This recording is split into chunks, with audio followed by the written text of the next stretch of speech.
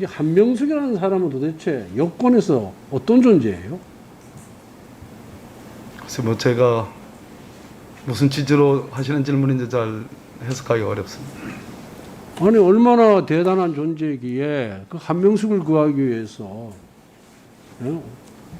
그 국민으로부터 위임받은 검찰 권력을 권한을 그렇게 남용을 하냐? 동의하기 어렵습니다, 의원님. 뭐 동의는 안 하겠죠. 동의하라고 내가 얘기하는 건 아닌데 그러면은 김경수 경남지사에 대한 어제 대법원 최종 판결이 났는데 장관 입장에서는 그 판결에 대해서 어떤 입장이에요? 법원의 확정 판결입니다, 의원님. 그래. 법무부 장관이 거기에 대해서 뭐라 하겠습니까? 뭐라는 게 아니라 당연히 법무부 장관으로서 사법 시스템의 한 축을 담당하는 법무부 장관으로서 그 판결을 존중한다라고 얘기를 해요. 같은 취지입니다. 예. 그럼 한명숙에 대한 대법원 최종 판결에 대해서 어떤 입장이에요? 같은 취지입니다. 그렇게 같은 취지예요? 물어보신다면. 근데 과거에는 같은 취지가 아니었는데 과거 의원 시절에는 내가 생생하게 이야기 나는데 대부분 저는 합의체 판결로 일부는 뭐 다수견으로 유죄가 나고 한 3억 부분은 13명 전원의 이름으로 만장일치로 유죄 판결이 났는데 거기에 대해서 지금 문재인 대통령 당시 민주당 당대표였죠. 그때 판결 인정 못한다 그랬어요. 응? 판결 인정 못한다고 대법원 앞에서 대놓고 국민들 앞에서 이렇게 선언을 했고 우리 장관도 그 당시에는 그런 입장이었는데 지금은 입장이 달라진가요? 지금 제가 앉아 있는 자리가 법무부 장관으로서 앉아 있는 자리입니다. 그러니까 아니 의원으로 있을 때의 입장과 어떤 판결에 대한 입장과 장관으로 있을 때의 입장이 왜 달라야 되죠? 제 개인적인 생각을 지금 같아야 되는 거 물어보는 아니겠어요? 아니 그 한명숙이라는 사람이 도대체 여권의 어떤 존재기에 아니 무슨 뭐 성모 마리아도 아니고 말이에요.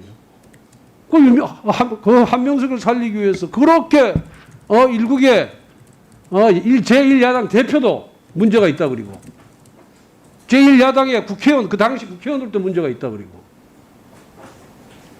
이게 도대체 사법 시스템을 파괴하는 행위 아닙니까? 그 감찰은 왜 했어요?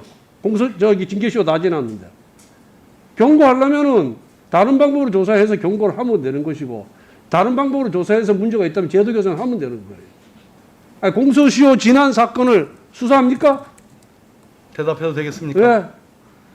제가 그때 관련 공소시효 지난 사건을 수사하냐고요? 관련 기록을 가져다 보았습니다. 한쪽은 최종적으로 대검 부장회의를 통해서 됐어요. 실체적 혐의에 대해서 판단을 내리고 다른 한쪽으로는 수사 절차상의 과정상의 문제점들을 봤기 때문에 장관이 그 부분에 대한 합동 감찰을 했고 아니 장관이 그렇게 할 일이 없어서 결과로서 잠깐만요. 제도 개선의 여지를 만들 그러한 아니 그러니까 장관의 답변이 지금 모순이 있어서 내가 지금 지적하는 겁니다. 그렇지 않습니다. 공소시효가 지난 사건 수사 안 해요. 공소시효 지난 사건 수사하면 수사권 남용이에요.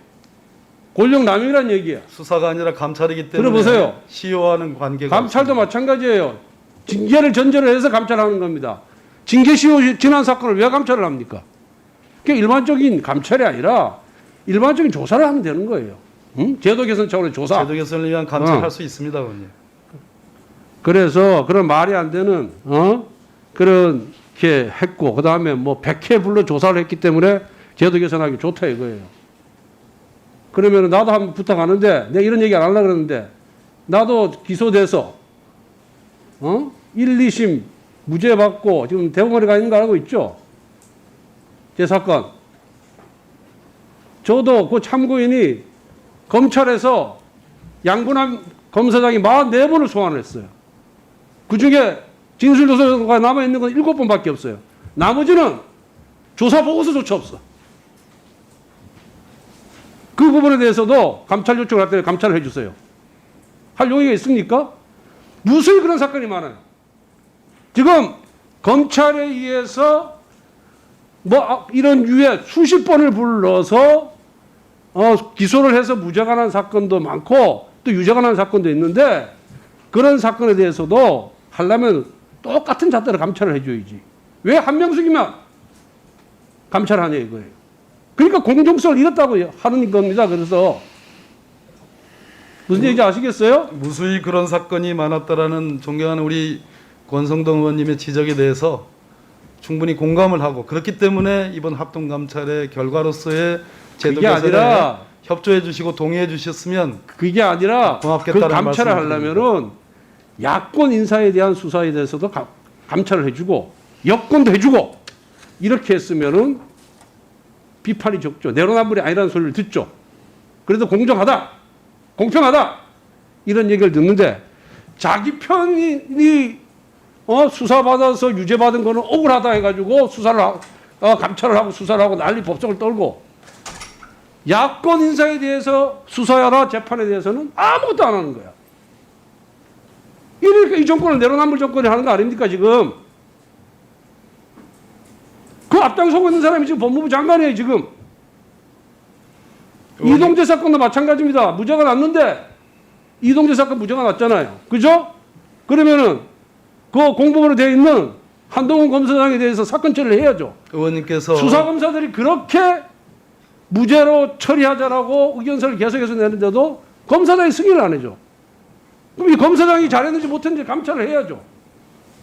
그리고 조남관 대검 차장이 반박을 했으면 조남관 차장이 잘못했다는 얘기 안 해요 지금. 감찰 결과에 의하면은. 그럼 조남관 차장에 대해서도 그 감찰 결과를 반영해서 어디 법무연수원 연구위원으로 보내야지. 왜 법무연수원으로 보냈어요? 그러니까 논리가 자꾸 무수돼 있다는 거예요 지금. 앞뒤가 다르고. 답을 해도 되겠습니까? 하세요. 우리 권성동 의원님께서 관련 사건에 본인 사건과 관련해서 40 몇 번의 그런 참고인 조사가 있었는데도 불구하고 기록으로 조서로서 남겨놓은 것은 7회에 불과하다는 그 지적 머릿속에 염두에 두겠습니다. 진작에 좀 구체적으로 말씀을 해줬으면 좋았지 않았을까 하는 생각도 가져봅니다. 그런데 그 사건은 아직 확정 판결이 나지 않았습니다, 의원님. 아시다시피요. 내 사건을 하라는 게 아니라 하려면 공평하게 하라는 거예요 지금. 공평하게 하기 위해서 제가 의원님 말씀을 지금 드리는 최종 겁니다. 결론을 내기 전에도 수사 과정상의 잘못이 있으면은 공평하게 하라는 얘기예요. 여야 가리지 말고. 의원님께서 하시는 공평 그리고 내로남불 그 부분 지적에 대해서는 유념하도록 하겠습니다.